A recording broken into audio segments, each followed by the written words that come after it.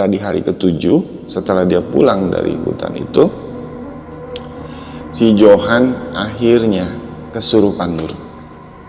Kesurupan, dia nggak tahu kenapa teriak-teriak di rumahnya itu yang nggak jelas.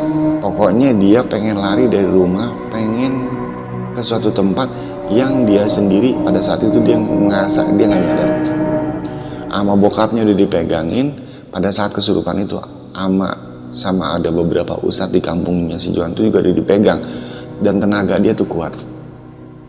Nah, sampai dia kecapean itu, sampai dia dibaringin, itu si bokapnya si Johan, dia ngebisikin ayat-ayat suci Al-Quran ke kupingnya si Johan. Dan di situ dia berbisik bahwa kata si Johan nih, bokapnya ngomong, tolong lepaskan anak saya. Anak saya ini milik saya, bukan milik kamu, katanya. Tolong lepaskan anak saya. Sambil dia bacain terus ayat-ayat.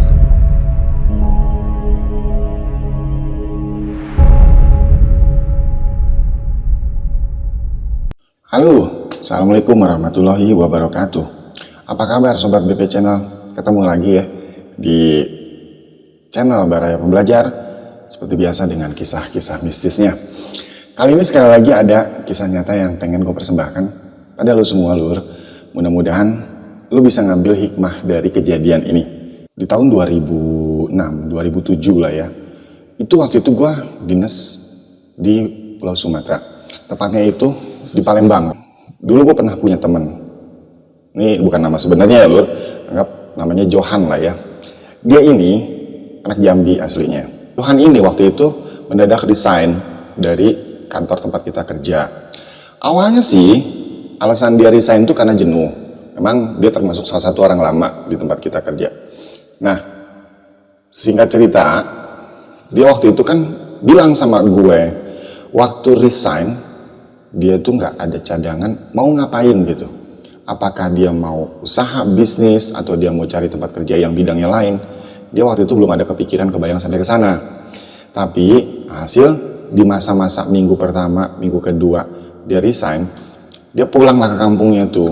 Kalau nggak salah tuh sekitar tahun 2007-an lah ya. Dia pulang kampung, dan kampungnya itu terletak di perbatasan Jambi dan Sumatera Barat. Itu kalau nggak salah itu di kaki Gunung Kerinci lah ya. Nah, gue nggak hafal nama daerahnya, tapi memang sempat sekali gue waktu itu mau ke rumahnya dia nggak jadi karena gue pikir terlalu jauh. Nah, karena rumahnya itu di pelosok, Lur, di desa, di dusun pedalaman Jambi dan perbatasan Sumatera Barat ya. Pokoknya di kaki Gunung Kerinci lah kalau nggak salah. Nah, singkat cerita, pada saat Johan ini nganggur, dia jobless ini kan mungkin sambil cari kerjaan lain, sambil dia cari peluang. Ya dia pikir sih no problem lah, dia masih bujangan saat itu kan. Nah, singkat cerita, dia mainlah ceritanya ke tempat omnya, ditemenin sama ayahnya saat itu. Bokapnya juga waktu itu sama omnya itu punya satu kegiatan aktivitas mencari apa gitu, entah logam apa gitu di hutan pedalaman daerah-daerah dalam kaki Gunung Kerinci itu. Dia kalau nggak salah Johan cerita waktu itu kurang lebih itu jaraknya masuk ke dalam pedalaman hutan di Kerinci itu kurang lebih sekitar hampir 4-3 jam lah ya. Itu dari pusat jalan raya gitu loh maksudnya. Nah, singkat cerita, waktu itu dibilangin lah waktu mau ikut si Johan ini sama pamannya, sama omnya. Kamu kalau bahasa Indonesianya nanti kalau misalnya dalam hutan jangan kosong pikiran, dia bilang begitu kan. Udah diperingatin sebetulnya. Nah, bokapnya juga yang memang waktu itu ngerti agama, ya kadang-kadang suka ngajarin anak-anak belajar ngaji gitu yang paham. Udah ngerti soal itu, dan juga ngasih tahu ke si Johan ini bahwa banyak-banyak lah wirid zikir. Karena memang nggak tahu kenapa Johan sendiri nggak cerita ke gue bahwa dia nggak paham gitu kondisi Medan itu seperti apa, tempat si omnya sama bapaknya ini sama bokapnya masuk mencari sesuatu di situ tuh. Entah logam apalah, entah emas kasar, entah apa gitu, gue nggak ngerti waktu itu. Dia nggak jelasin detail. Cuma singkat ceritanya, pada saat dia masuk ke dalam pedalaman hutan itu, memang omnya itu udah terbiasa, Lur, ke situ, Lur. Udah biasa dia, dan udah bertahun-tahun lah ya. Dan dia tahu kondisinya, paham sekali tempat itu gitu, di pedalaman hutan itu. Mereka ada satu tempat base camp, bisa dibilang gubuk atau misalnya tempat bermalam yang di sana tuh bisa di tengah hutan itu bisa stay. Nah, gubuknya itu nggak jauh dari sumber air yang memang nggak terlalu jauh dari gubuknya si omnya itu. Ibaratnya base campnya itu nggak terlalu jauh lah dengan sungai yang mata airnya tuh lumayan jernih lur. Nah, mereka tuh cari logam apa gitu di situ, bokapnya si Johan itu sama omnya itu nggak jauh dari tempat itu. Nah, hasil karena si Johan tuh tujuannya mau ikut ke sana cuma hanya untuk iseng atau lihat-lihat gitu loh kegiatannya bokapnya sama omnya itu ngapain sih gitu, kalau di sana tuh seperti apa gitu. Dan dia pun katanya sih seumur umur bokapnya bolak-balik ke tempat itu tuh sama omnya dia baru sekali itu gitu. Setelah dia resign nggak kerja lagi di perusahaan tempat gua kerja, dia baru saat itu dia ikut. Omnya sama si ayah bokapnya ini dia masuk lagi ke hutan, dia nyari entah tambang apa gitu ya yang dicari di pesisir sungai itu. Nah, itu udah hari menjelang sore lur saat itu. Dan si Johan saat itu juga dia nggak ikut. Jadi memang mungkin niat dia itu nggak jelas di situ loh ya. Nggak jelasnya tuh gimana ya? Dia tuh ke situ cuma hanya untuk refreshing, lihat-lihat suasana hutan saat itu, atau memang dia tuh pengen ngikutin jejak bokapnya yang nyari logam apa di situ. Nah, itu dia akhirnya stay di tempat satu, ibaratnya kalau orang di sawah tuh kayak seperti saung gitu loh. Dia nggak ngikut lagi masuk ke dalam gitu. Kenapa? Sebab kata dia takut lah sama binatang buas, ular apa segala macam. Nah, di tengah perjalanan mereka ini nggak jauh dari base camp tempat yang dimiliki si omnya si Johan, itu ada saung itulah si Johan tuh diam di situ. Dia bilang mau nunggu di situ. Bokapnya sama omnya masuk lagi ke dalam hutan. Nah, singkat cerita lur, saat itu si Johan akhirnya dia mainan handphone, dia ngutak-ngatik handphone apa, walaupun kata dia kadang-kadang sinyal ada, kadang-kadang enggak. Dia cerita susah sih bar, namanya dalam hutan lah kan, tahu sendiri nggak ada tower katanya. Nah, dia main nih, nggak terasa dia main handphone, hari sudah menjelang sore, bahkan udah mau masuk ke arah maghrib, udah lewat jam 5 tuh. Sebetulnya nggak lama dia sebelum maghrib itu, jadi entah 1 jam atau 2 jam itu omnya sama bokapnya balik ke situ, ngelewatin gubuk itu lagi, saung itu. Dia sempat ngajak si Johan, yuk kita pulang ke base camp gitu loh, ke pondok tempat si omnya ada yang di tengah hutan tadi. Cuma kata Johan, ya om nanti sebentar nih nanggung katanya, dia lagi main games apa di handphonenya gitu. Nah, singkat cerita akhirnya kan dia ngeluarin rokok tuh lur, dia sundut rokok, nyalain rokok tuh masih santai. Sementara hari udah makin lama makin gelap.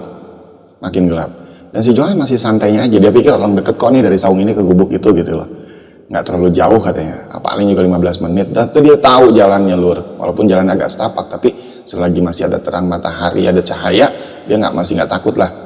Dia lupa tuh akan rasa ketakutannya di situ. Santai lah si Johan tetap main handphone. Nah, akhirnya nggak lama ada seorang kakek-kakek datang ngampirin dia lur. Menurut versi cerita si Johan itu, dia bawa lintingan rokok yang dilinting, dan dia minjem korek sama si Johan. Nah, dia bilang, anak muda katanya, dia bilang, ya bahasa Indonesianya seperti itulah ya lur ya, anggap mirip-mirip lah ya. Pinjemlah bapak nih katanya koreknya.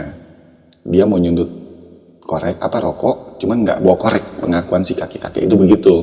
Ya, si Johan itu masih dengan main handphone, dia cuek dikasih untuk koreknya. Dia pikir ini orang lagi nyari kayu bakar kali kan.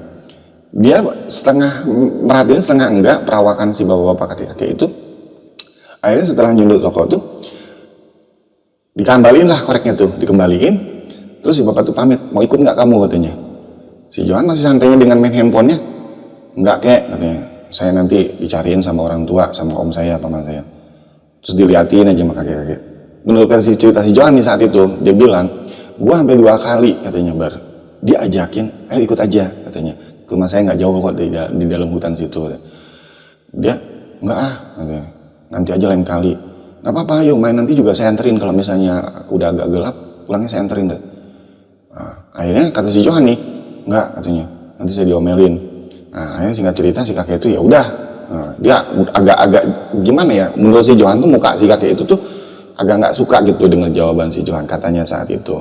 Akhirnya kakek itu menjauh. Nah, dia mau nyeberangin sungai, dia masih nawarin lagi sama si Johan, ayo mau ikut nggak katanya. Kalau mau ayo nanti saya anterin lagi pulang katanya, dia bilang begitu. Sih, enggak katanya. Saya mau pulang aja kek. Akhirnya dia beberes tuh. Nah, dia beberes, nggak tahu kenapa dia baru nyadar kalau saat itu udah gelap lur ternyata. Udah gelap di atas dan dia bingung jalan pulang tuh lewat jalan setapak yang mana. Ya karena kan suasananya di hutan ya. Dan itu masih hutan lindung yang jarang dijamah oleh manusia lur. Konon versi si Johan cerita sama gua. Itu Bar, sebetulnya banyak banget pohon yang lebat di situ dan masih banyak binatang buas. Akhirnya kan si Johan bingung ya, begitu sudah si kakek-kakek itu hilang, si Johan itu nggak tahu mau lewat mana gitu arah pulang ke saungnya. Kenapa? Karena yang dia lihat tuh semua hutan gitu. Nah, dia sempat panik dan di mana handphonenya dia sendiri saat itu udah lowbat lur.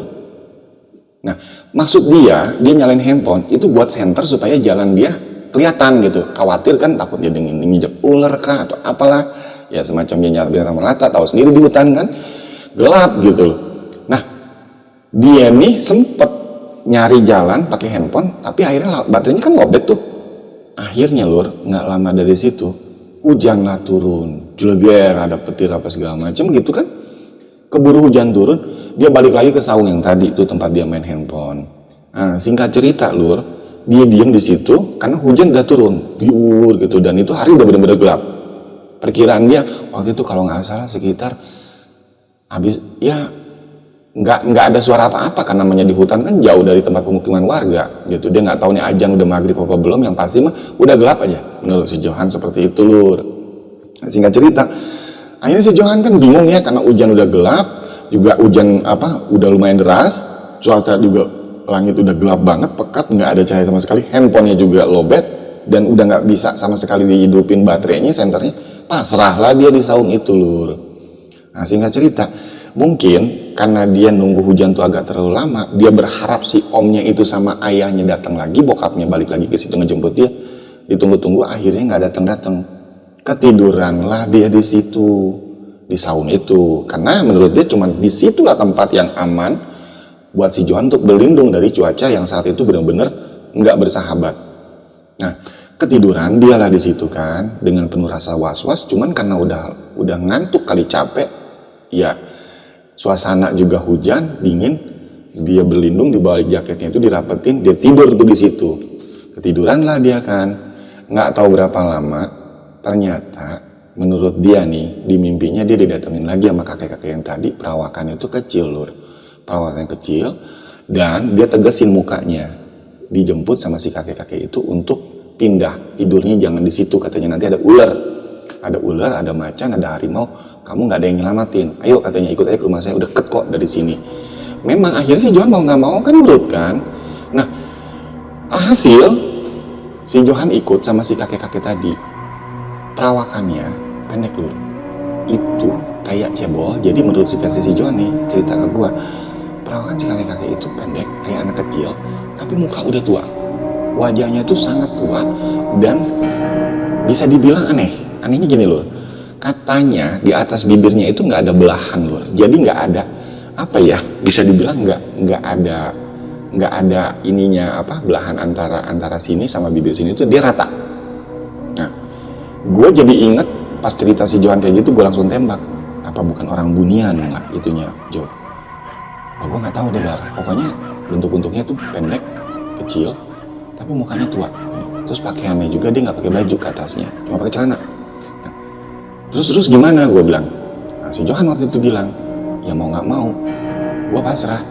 Gue ikutlah ke rumahnya dia.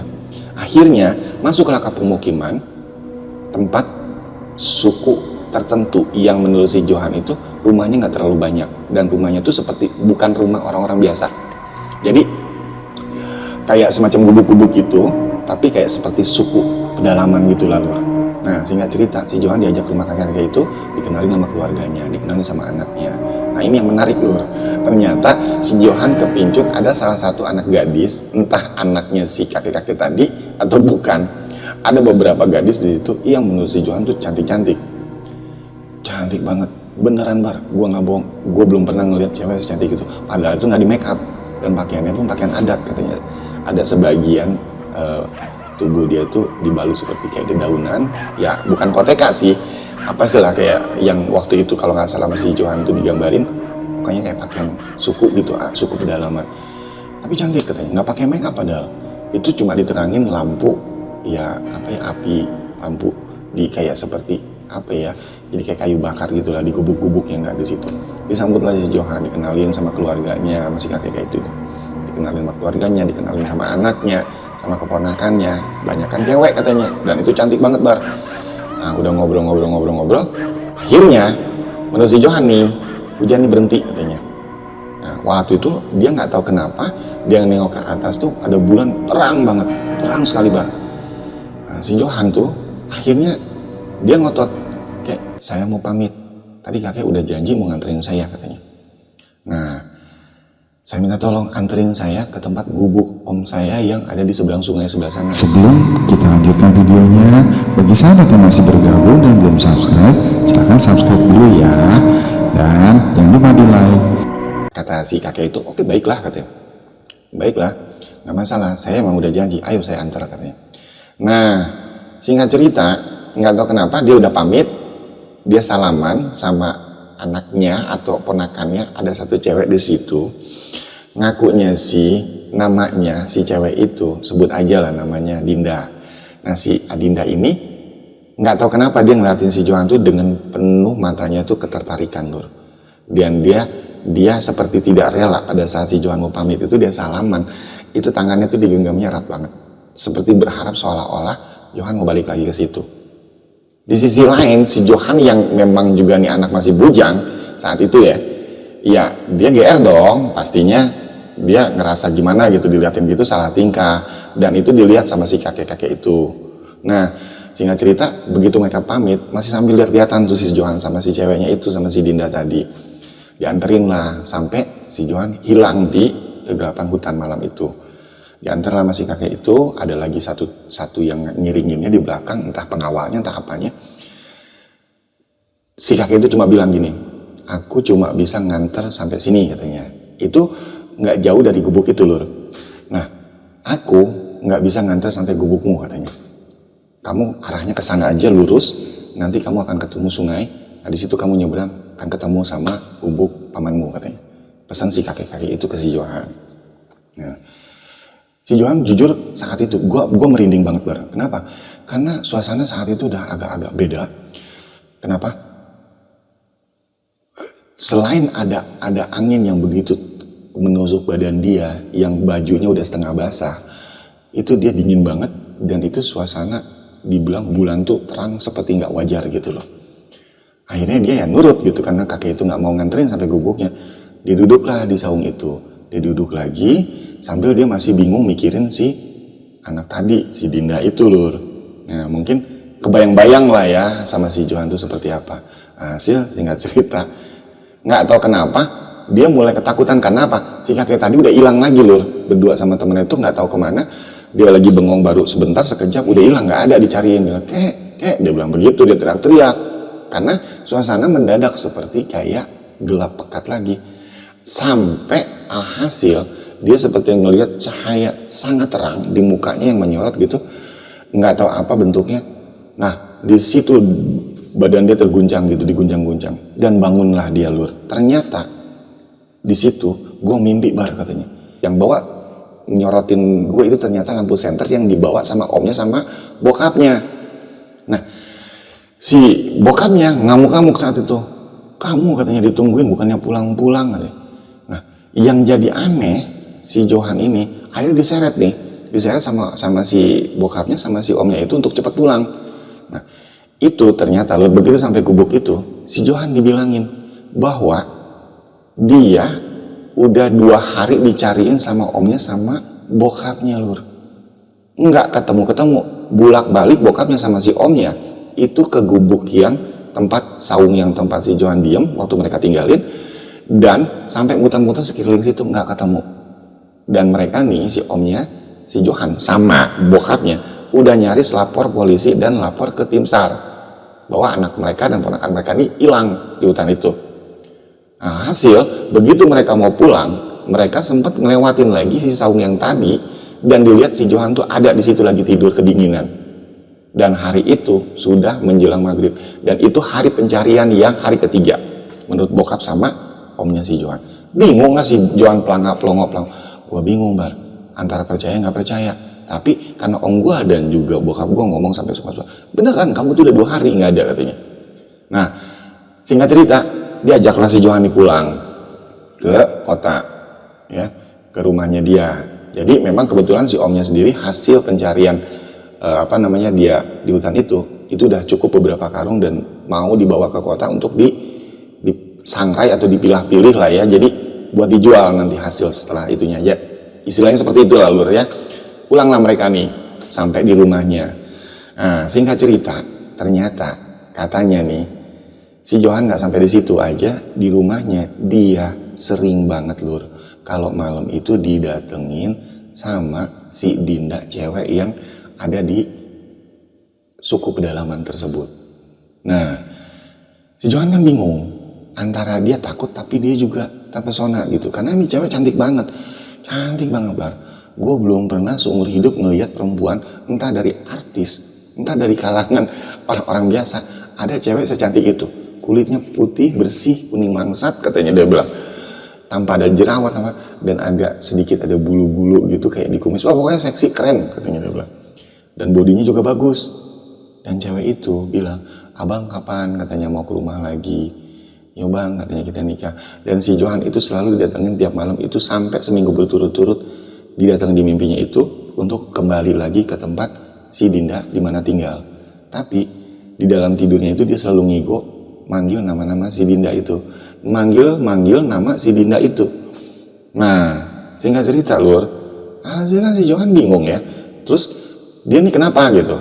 Dan bokapnya pun saat itu, omnya udah balik lagi lah ke hutan itu kan. Bokapnya sepulang dia habis ngajar ngaji, selalu dapat laporan dari ibunya si Johan bahwa si Johan tuh kalau tidur teriak-teriak, manggil nama entah siapa. Hasil ada satu kejadian entah di hari ke-7 setelah dia pulang dari hutan itu, si Johan akhirnya kesurupan Nur.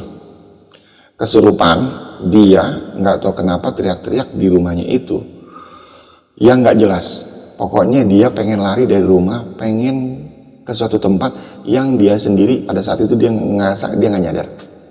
Sama bokapnya udah dipegangin pada saat kesurupan itu, sama ada beberapa ustadz di kampungnya si Johan itu juga udah dipegang dan tenaga dia tuh kuat. Nah sampai dia kecapean itu, sampai dia dibaringin itu si bokapnya si Johan dia ngebisikin ayat-ayat suci Al-Quran ke kupingnya si Johan. Dan di situ dia berbisik bahwa kata si Johan nih, bokapnya ngomong, tolong lepaskan anak saya. Anak saya ini milik saya, bukan milik kamu katanya. Tolong lepaskan anak saya. Sambil dia bacain terus ayat-ayat suci Al-Quran sampai si Johan itu sadar dia pelangap-pelongo, matanya tuh ngelalap begitu Lur. Dan dia menurut pengakuan dia nggak tahu ini ada di mana katanya. Jadi seperti kayak antara sadar dan tidak sadar. Yang dia lihat itu sebagian orang yang dia kenal, diantaranya bokapnya, terus ada beberapa ustadz, tapi ada juga orang-orang di sekeliling situ yang berpakaian aneh, yang badannya kerdil semua, yang pengen mengerai tangannya si Johan untuk ikut sama mereka. Ngeri nggak lu? Dan menurut cerita si Johan, pada saat dia sadar udah siuman, udah keadaannya tenang, dia nanya sama bokapnya, tadi di sekeliling itu yang rame banyak orang itu yang mau jemput aku tuh siapa Pak katanya. Si bokapnya bilang suruh diem dan si Johan suruh banyak wirid. Nah jadi singkat cerita, akhirnya dari situ si Johan udah mulai lemas badan seperti orang yang tidak bertenaga Lur. Dan dia lemes banget, dia seperti nggak punya tenaga. Dan 2 hari 2 malam dia itu tidur tanpa kadang-kadang memiliki tenaga untuk gerak. Jadi dia lemas banget badannya tuh. Nah, sampai makan pun katanya disuapin sama nyokapnya. Nah, hari ketiga dia mulai agak pulih badan. Terus aja sama bokapnya tuh, selama tidur tuh bokapnya ngaji Al-Quran sampingnya si Johan. Terus dibantu juga sama ustadz-ustadz, ada beberapa di kampungnya si Johan itu, dikelilingin ustadz tuh, di ngajiin, dibacain ayat suci Al-Quran, sampai dibersihin badannya apa gimana lah, entah apalah namanya. Terus si Johan, hari ketiga dia baru agak pulih, kondisinya agak tenaga agak ada, sedikit kuat, dan dia baru bisa cerita. Dia bilang sama bokapnya, kalau dia waktu tersesat di hutan itu yang bokapnya nyariin sampai 2 hari 2 malam nggak ketemu, dia seperti mimpi katanya diajak sama seorang kakek ke dalam satu kampung di suku pedalaman hutan itu. Nah, singkat cerita, akhirnya bokapnya ngambil kesimpulan, ada warga di situ ngomong bahwa si Johan itu ternyata diculik sama orang Bunian. Nah, suku Bunian ini memang jujur ngomong gue pernah dengar waktu gue dinas di sana. Nah, suku Bunian ini paling sensitif dan paling seneng konon itu nyulik manusia, lur. Dan kalau manusia itu masih bujang atau masih perjaka, suka dinikahkan dengan anak-anak mereka. Walau alam tuh bener apa enggak, mitosnya konon. Jadi kalau kita ke arah hutan-hutan pedalaman di Jambi dan juga di Sumatera Barat, itu kita nggak boleh sembarangan ngomong. Nah ini kadang gue jadi dapat hikmahnya seperti ini. Si Johan tuh cerita sama gue pada saat itu. Memang sih Bar, jujur, gue waktu itu terus terang aja gue ngomong waktu pada saat gue turun di hutan, dinasihatin sama bokap gue, sama om gue, katanya kalau udah dalam hutan sana nanti jangan ngomong sembarangan. Ya kalau orang Sunda bilang apa ya, jangan sompral katanya. Nah takut nanti ketemu hal-hal yang enggak katanya, pokoknya nurut aja.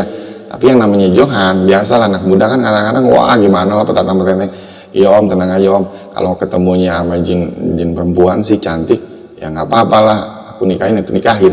Nah itulah lur, si Johan baru sebut itu, gue langsung nembak, jangan-jangan kalimat lu itu didengar sama kaum mereka, gitu lur. Nah hikmahnya yang gue bisa petik dari hal ini, jadi saat si Johan itu masuk ke dalam hutan, dia itu seperti nantang, jadi seolah-olah dia nggak takut dengan kondisi demit apa yang ada dalam hutan itu, dia nggak takut, apalagi sampai disebut sama dia kalau hantunya cewek si om cantik, nggak apa-apa lah aku nikahin. Dia bilang kan saya belum punya istri, kata dia bilang begitu. Nah ini kan seperti seolah nantang lur ya, walaupun gimana ya gue sih terus terang ya, gue meyakini bahwa memang makhluk gue itu ada lur. Hikmah yang bisa gue dapat dari kisah ini akibat kalimat ucapan si Johan yang nggak kontrol, dan dia berada di suatu tempat yang memang hampir tidak ada manusia di situ. Pastinya kan banyak mungkin makhluk-makhluk lain yang ada di sekitar situ yang mungkin tertarik gitu loh dengan keberadaan manusia di situ. Apalagi si Johan ini keluar ucapan kalau hantunya tuh cewek cantik, ya saya nikahinnya sekalian. Nah ucapan-ucapan kayak begini mungkin terdengar remeh lur buat orang-orang yang memang senang jokes, senang bercanda.